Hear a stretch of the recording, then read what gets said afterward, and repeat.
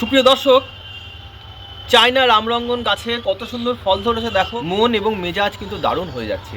ছোট্ট এই রামরঙ্গন গাছটিতে 11টি ফল ধরেছে। দার্জিলিংয়ের কিন্তু ফিল দিচ্ছে এই গাছটি। ছাদে বসে রয়েছি, ডিসেম্বর মাসের শেষ সপ্তাহ, সকালবেলায় পিছনে কুয়াশা দেখা যাচ্ছে। আর এই যে রামরঙ্গন ভ্যারাইটির কমলা লেবু গাছে ফল ধরেছে। তো তোমাদেরকে দেখাবো যে এই রামরঙ্গন গাছের কমলা লেবুগুলোর টেস্ট কীরকম হয়। এই দেখো, আমি একটি লেবু পেরে নিলাম, ছোট্ট সাইজ, দারুণ কিন্তু এর রং এসছে, সেন্টও কিন্তু খুব সুন্দর।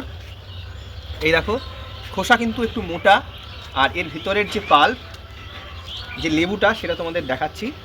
এই দেখো, এইরকম তার টেক্সচার। এই দেখো, এই দেখো কত সুন্দর ছোট ছোট লেবু। একদম ছোটোবেলার কথা মনে পড়ে গেল যে আমরা যখন শীতের রোদ গায়ে মেখে এই দার্জিলিং কমলা লেবু খেতাম, ঠিক সেই রকম কিন্তু আসছে। আর এর টেস্ট তোমাদেরকে রিভিউ করে দেখাচ্ছি। দারুণ টেস্ট, মুখে একটা কিন্তু ফ্লেভারের কিন্তু একটা বাস্টিং হলো। টক মিষ্টি স্বাদের এই কমলা লেবু কিন্তু অত্যন্ত জনপ্রিয়। এর নাম চায়না রামরঙ্গন। অবশ্যই নতুন ছাদ বাগানীদেরকে বলবো, তোমরা এই ফল নিজেদের ছাদ বাগানে একটা করে হলেও লাগাও।